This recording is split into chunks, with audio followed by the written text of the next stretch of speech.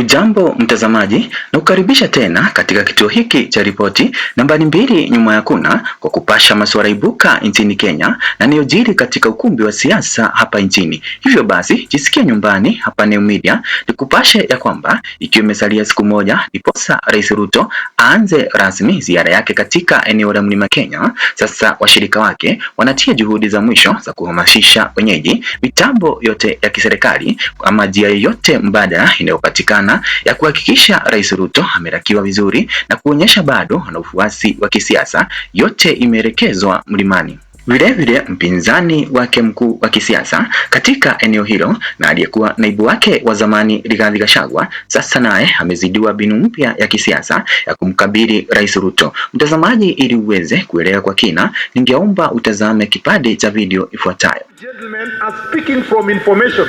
They are warning you, they are warning your country, they are warning your future. You are making social media arguments here and politicians speaking out here and there. My friend, the future of a country needs order.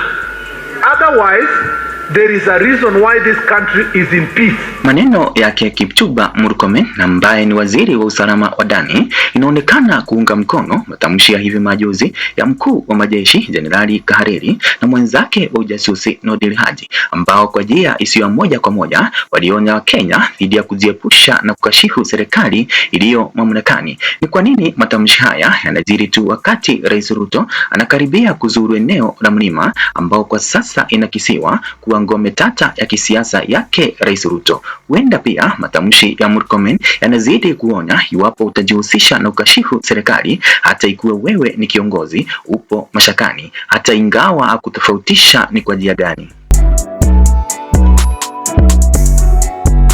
Kupitia chapisho aminika la gazeti ya The Standard ya siku ya leo, aliyekuwa kiongozi wa kundi haramu la Mongeke, Maina Jenga, anahusishwa na kuhamasisha watu kabla ya ziara yake Rais Ruto. Tusipojua ni kana kwamba wanaohamasishwa ni kwa ajili ya kupewa Kenya kwa jumla taswira ya kwamba Rais Ruto bado ako na ufuasi, ama ni kwa ajili ya mkataba haramu.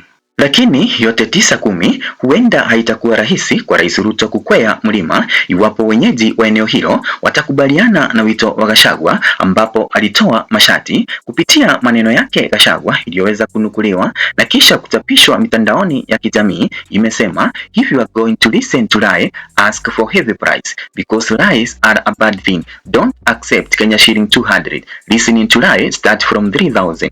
Women will rating is worth 10,000 and clapping is Kenya shilling 2,000. Laughing is Kenya shilling 5,000. All that need around 20,000 to 30,000. President Ruto, get your finances in order and bring the money because we elected you for free. Mtazamaji, mtazamo wako ni upi kuhusiana na jitihada hizi za serikali za kushida nyoyo za wapiga kura wa eneo hilo la Mlima Kenya, na iwapo ni ukweli udaji wa kundi hili la Mongeke kwa ajili ya ziara ya wiki moja pengine huenda itaimarishwa hata baada ya ziara hii kukamilika, hivyo basi kutumbukiza nchi yetu ya Kenya kwenye shimo la uhalifu?